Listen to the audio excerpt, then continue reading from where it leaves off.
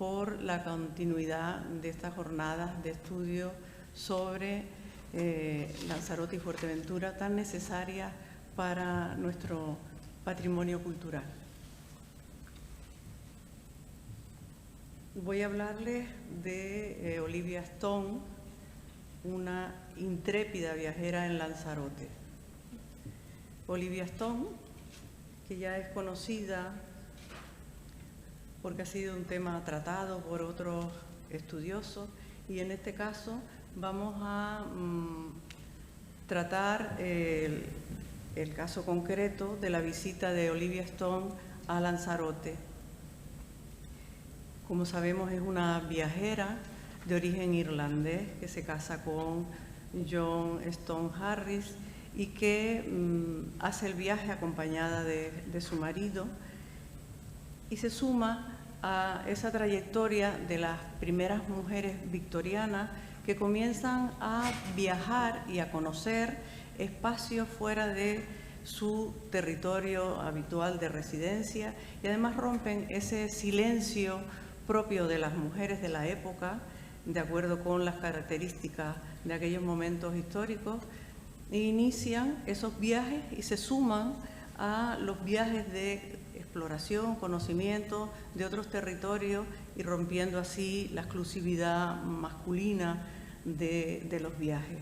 Olivia Stone escribió el libro Tenerife y sus 6 satélites, que fue publicado en 2 tomos, y que en este caso nosotros hemos consultado la traducción que hizo el profesor John Amador Beckford, y que fue una publicación realizada por el Cabildo de Gran Canaria en 1995.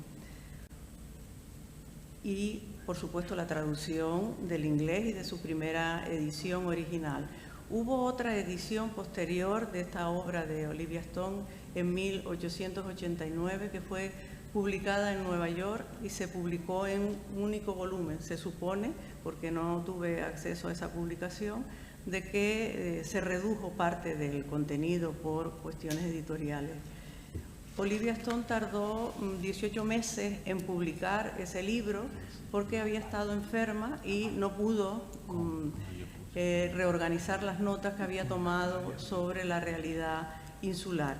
Pero con esta obra ella se va a sumar a esa corriente literaria característica del siglo XIX de la literatura de viaje, y a la vez es un exponente literario de la sociedad isleña del siglo XIX.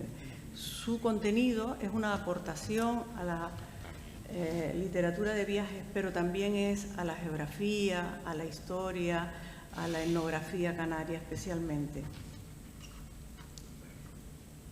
Olivia Stone, cuando viaja a Canarias, ya trae conocimiento sobre la realidad insular. Ella prepara el viaje, visita la biblioteca del Museo Británico y se documenta sobre las islas, no solo por las cuestiones geográficas, sino históricas, y consulta pues los libros que estaban ya más difundidos en aquella época sobre las islas. O sea que ella ya viene con conocimientos previos, y de esa manera ella va a abordar la realidad insular. El libro, que consta de 2 volúmenes, en el caso de Lanzarote se incluye en el volumen 2 y le dedica casi 100 páginas a describir y analizar la situación de Lanzarote, no sin dejar de reflejar la mirada eurocéntrica, porque ella va a hacer una aportación desde su óptica, desde su visión, y además marcada por los estereotipos de género y los roles sexistas. Por supuesto que hay un choque de costumbres, se va a reflejar también en el relato del libro, y por otra parte la vida cotidiana que conoce en Canarias es totalmente distinta a la que ella estaba acostumbrada a tener, y no tiene comodidades, hay una serie de carencias, hay dificultades en los transportes, dificultades para el alojamiento, etc. Sin embargo, hay un dato importante en el caso de esta viajera, y es que es una viajera que tiene, sí, un sesgo de género, un sesgo cultural eurocéntrico, pero sin embargo es una persona que tiene un talante mucho más abierto, más flexible y es muy comprensiva en el trato a la historiografía, en el trato a la vida cotidiana, en el trato a las personas, y de esa manera lo va a reflejar en su libro. Es decir, que no es despectiva como lo hicieron algunas otras viajeras. En este caso tenemos también que destacar que Olivia Stone es la primera viajera que visita todas las islas, y en este caso que nos ocupa fue la primera mujer, la primera viajera que visita Lanzarote, y lo fue en el siglo XIX.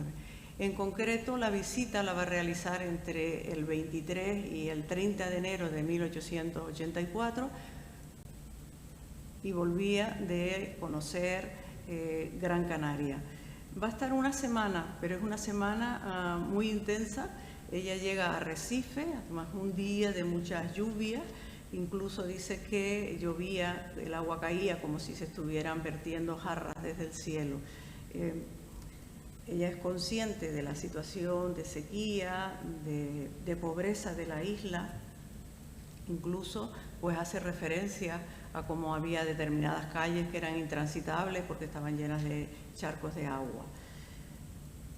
Viaja con cartas de recomendación para los cónsules, vicecónsules, para las personas más distinguidas de las islas, y en este caso pues traía una recomendación para el vicecónsul inglés, el señor Topham, y de ahí que incluso el primer día pues visiten al vicecónsul, y también su hija pues les acompaña a dar un paseo por la ciudad de Arrecife, y ella pueda observar pues cómo era la ciudad, cuáles eran las características, y por otra parte va a dejar referencia de la limpieza, de la belleza de Arrecife, incluso pues va a recibir orientaciones de cuál es la mejor ruta a seguir, porque planifican detalladamente todo el viaje. Incluso pues el vicecónsul pues la pone en relación con el notario, don Antonio María Manríquez, para que le describa la mejor ruta valiéndose del mapa del almirantazgo. Recorrió toda la isla de Lanzarote, de norte a sur. Se va a desplazar a lomos de camello, y a veces utilizan también los burros, especialmente cuando visitan la montaña del Fuego, y recoge mucha información sobre la realidad de Lanzarote. Hace referencia al paisaje, a los animales, a las viviendas, a los aljibes tan importantes en la isla para recoger el agua, las formas de vida, la vestimenta, incluso los rasgos físicos. Deja un auténtico cuadro etnográfico, y además tenemos que destacarle también que emplea como recurso metodológico la oralidad. Durante los desplazamientos pues va a ir informándose con la población que se va encontrando en el camino, pero también aprovecha la información que le facilitan los arrieros, y le sirve pues para ir luego reconstruyendo ese relato que nos deja escrito. Y de Arrecife, en la contraportada de su libro, nos dice: Arrecife, la peculiar capital de Lanzarote, destinada a ser uno de los grandes centros de salud mundial.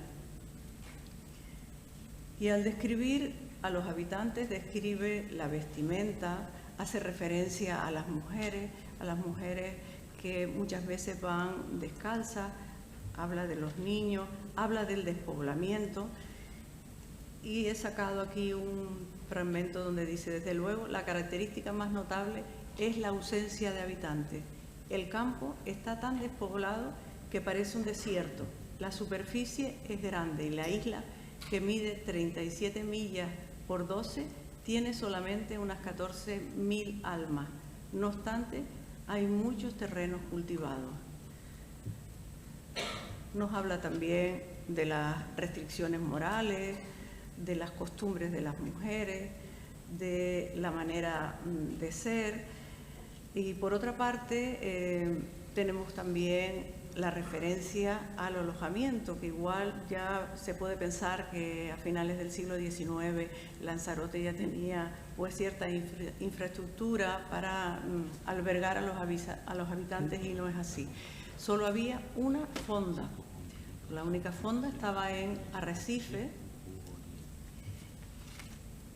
y era en una vivienda.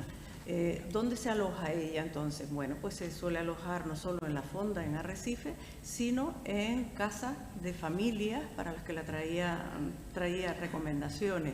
La noche del 23 de enero, pues pernocta en la fonda de Arrecife, las noches del 21 y 25 de enero en la casa de don Salvador de Lafón en Aría, la noche del 26 de enero vuelve a Arrecife, a la fonda, y las noches del 27, 28 y 29 de enero en la casa de don Ruperto y doña Clodocinda de Vieira en Yaiza.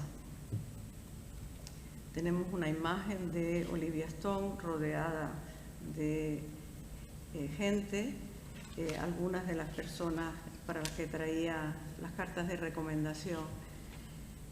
También nos describe las comidas, qué es lo que comían. Dice, nos asombrábamos no solo de tener buena comida, sino que nos supiera pidi, y por cierto muy bueno.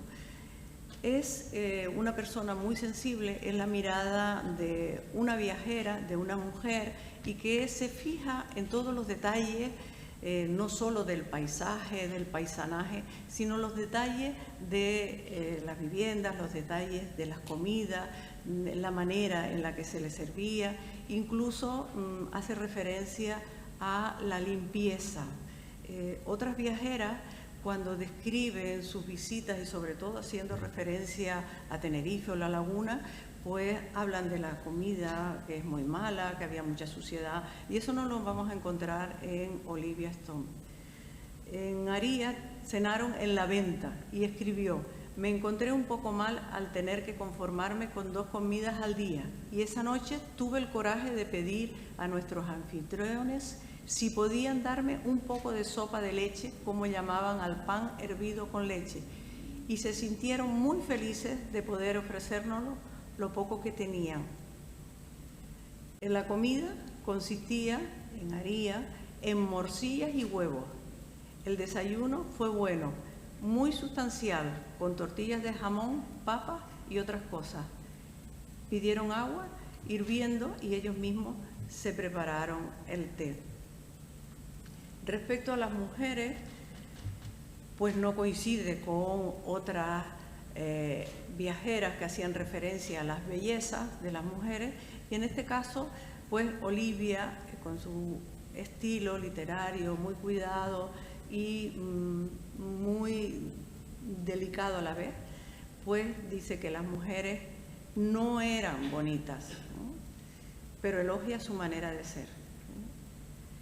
Las mujeres en Lanzarote le ofrecían lo mejor que tenían de su ajuar doméstico, incluso se preocupaban porque viajara cómoda cuando iba a lomos de camello en esas sillas de madera, se apresuraban a ofrecerles las almohadas para que pudieran viajar más cómodos. En todos los lugares donde nos quedábamos en las islas, descubrí que las mujeres se interesaban enormemente por todo aquello relacionado con los niños. Y el placer llegaba a su punto más alto y llovían miles de preguntas cuando sacaba las fotografías de los míos. Ella tenía hijos, pero los había dejado al cuidado de sus familiares en Inglaterra. Y sorprendía a las mujeres lanzaroteñas, igual que le había pasado con otras mujeres de las islas, que ella hubiese viajado sola dejando a los niños atrás. También le sorprende las conductas habituales, las tradiciones en la vida cotidiana y sobre todo en el mundo agrario, muy habitual de que los hombres fueran subidos en el caballo o en el burro y las mujeres fueran andando. Entre Teguise y Arrecife nos cruzamos con un hombre a caballo, con 2 mujeres caminando y con un rebaño de ovejas y cabritos sin cordero, guiados por un muchacho muy joven que lucía un sombrero muy grande.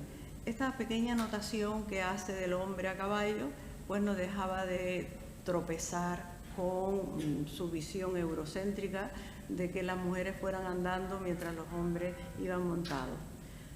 Aquí también se casan y se entregan en matrimonio.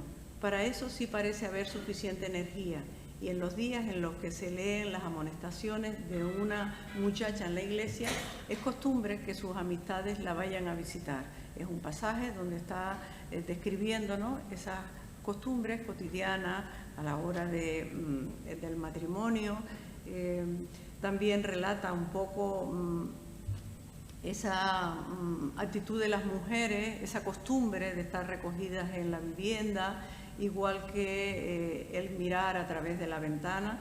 Eso era habitual para las mujeres con cierto estatus cultural, porque sí que las mujeres estaban en la calle y se las encontraban en los caminos y en el campo desarrollando distintas actividades. Las mujeres no sabían leer y escribir y desconocían las costumbres y el modo de vida de la extranjera.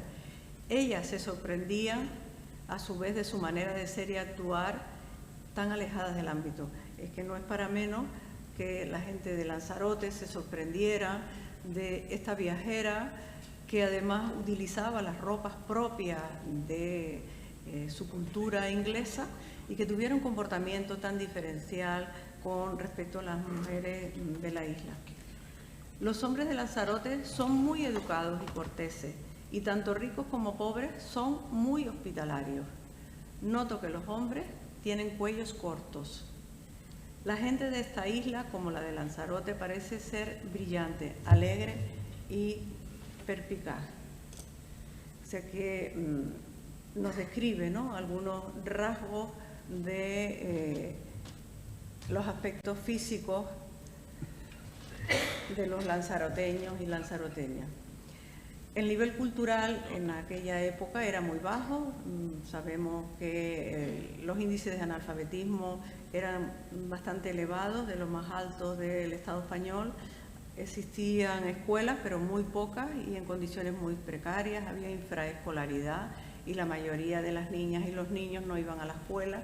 No solo era porque no consideraban que era necesario, sino porque eran importantes como fuerza de trabajo, o sea, el trabajo infantil. Y ellos reciben en las fondas o en las casas donde están alojándose la visita del cura y el maestro, que eran las personas cultas del lugar. El maestro de la escuela vino a vernos por la noche. En cada pueblo generalmente nos visitaba el pedagogo, quizás obligado por los habitantes del pueblo, ya que era el hombre que podía, de entre todos ellos, relacionarse con gente tan culta como lo debíamos ser nosotros. Sabíamos leer y escribir, y él también. El señor Topan envió a su sobrino, un chico de unos 15 años, para que nos acompañara como guía y de esta manera hacer que el joven practicara inglés, algo de lo que tenía poca oportunidad. Son datos que están poniendo en evidencia pues esas dificultades para la educación, las dificultades de escolaridad y el nivel cultural bastante bajo, y por lo tanto también reflejan la amabilidad de que los habitantes quisieran que se agasajaran a sus visitantes. Hace referencias a Teguise, de hecho hay varias imágenes en el libro, imágenes que toma su marido cuando la acompañan al viaje. Su marido era fotógrafo.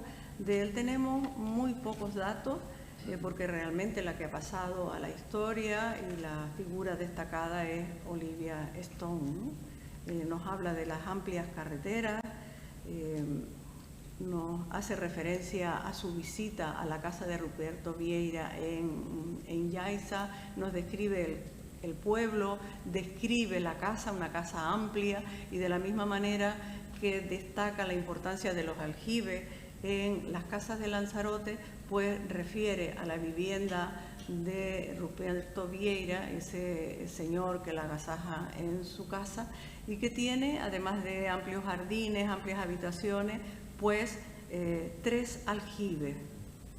También tiene la oportunidad de compartir con la hermana, doña Clodocinda, que le gustaba vivir más en Yaiza que en Lanzarote.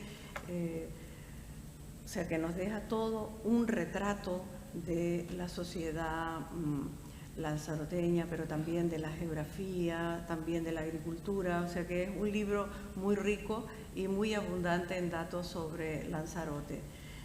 Para ella era la isla que más le gustaba de las Islas Canarias, y cuando abandona la isla y va rumbo a Fuerteventura el 30 de enero, dice: miré hacia detrás y me encantó su belleza, rodeada por aquellas austeras rocas a cada lado.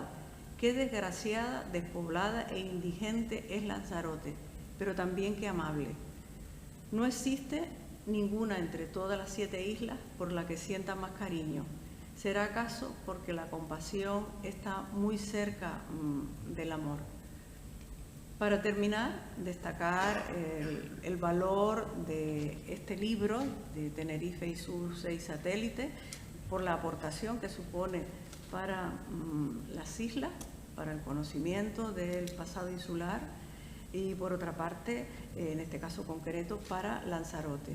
Ella detiene su mirada en observar todos los rasgos característicos y todo el paisaje, y es más, no solo lo observa, lo analiza, sino que aporta pasajes de la historia de Lanzarote, de las leyendas del pasado insular, y hace pues como una gran panorámica de esta isla.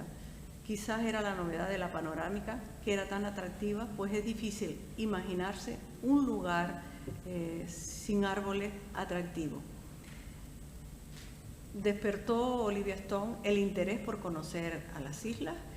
Este libro fue también una difusión del archipiélago en Europa y especialmente entre los ingleses, y a la vez despierta el interés entre las mujeres por viajar y por secundar estos viajes de conocimiento que no son viajes turísticos.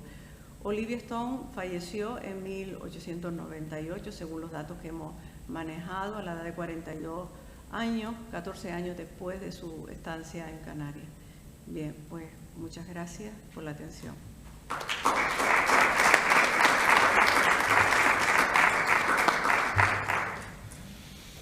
Bien, si hay alguna, damos las gracias a Teresa, y entonces si hay alguien que quiera participar o aportar alguna cuestión. Tengo una curiosidad, ¿por qué se decanta ella por venir a Canarias y no a otro lugar? ¿Se sabe? Porque es la época en la que comienzan a realizarse viajes al extranjero, y por otra parte, pues tenía ya referencias de las islas, porque ya había publicaciones sobre Canarias y tiene interés en conocer.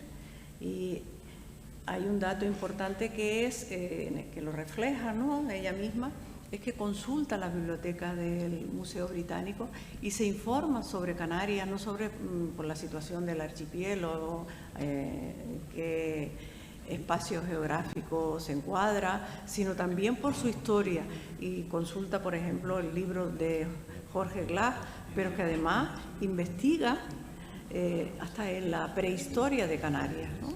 Y en su libro se recogen muchísimos datos sobre el pasado insular, ¿no?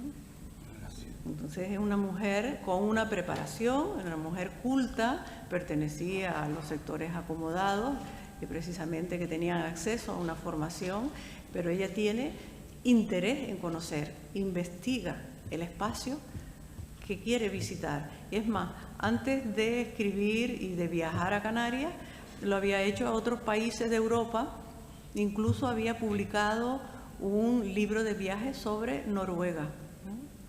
Entonces es una pionera en aquella época, pero ya había otras mujeres que habían viajado antes incluso del siglo XIX, incluso hacia el oriente, ¿no? Entonces, su gran aportación es no solo la fotografía, la descripción que hace del territorio, de las personas, y por otra parte, pues es una información autorizada, es una información, yo te diría que científica, por las fuentes que ella consulta y por el conocimiento previo que tiene sobre la realidad insular. Pues damos las gracias a doña Teresa González y damos paso al siguiente ponente, don Francisco Cumplido.